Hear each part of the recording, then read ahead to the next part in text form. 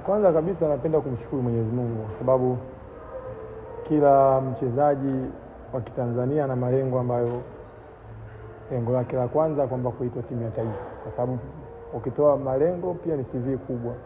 Kwa mimi binafsi nilijisikia faraja kwa sababu kabla hata kupata taarifa mimi nilianza kupata familia yangu.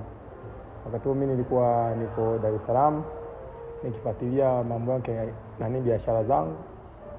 Kwa hiyo wakaniambia bana, tumeona jina lako limetangazwa na wewe upo katika timu ya taifa.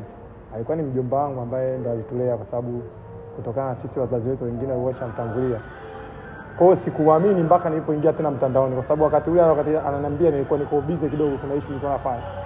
Kwa hiyo alivyoniambia haraka, kitu cha kwanza nikaingia Tan Football, kwa sababu ndio sehemu kubwa ambayo napata taarifa za nchi, yani za kimchezo. Kwa hiyo baada ya kuangalia vile kweli nikaona kikosi kitajwa na jina langu liko namba 3.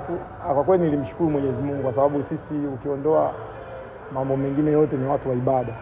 Nilimshukuru Mwenyezi Mungu kwa sababu muda ule ulikuwa ni saa 6 nakumbuka. Kwa nilikuwa nafanya zile shughuli, lakini nikizingatia kwamba ilikuwa saa 7 lazima niende msikitini. Kwa hata nilipoenda msikitini kuswali katika huu mwezi mtukufu wa Ramadhani, najua niliombea kwanza nilikuwa namshukuru Mwenyezi Mungu, sababu sio jambo dogo, kwa sababu kila mchezaji wa Tanzania ana ndoto ya kucheza timu ya taifa.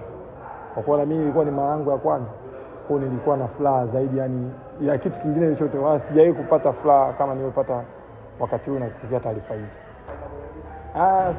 Kwanza nashukuru kwa sababu wachezaji ambao nimewakuta ni wa level ambayo iko juu. Nikisema level iko juu kwa sababu wengi wameshacheza timu ya taifa mara 5, mara 6, wengine mara nyingi zaidi.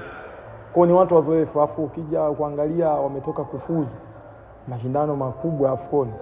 Kwa hiyo wamekuja tena kwenye mashindano haya makubwa. Japo mimi sikuwepo katika raundi iliyopita ya AFCON, lakini nilikuwa nategemea nitakutana na ushindani ambao kwanza kila mmoja anapambania taifa.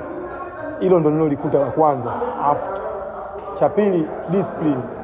Yaani tumezoea watu wengi wakiongea kuhusu discipline, lakini katika timu ya taifa imekuwa ni discipline kubwa kushinda hata vile ninavyokuwa nafikiria.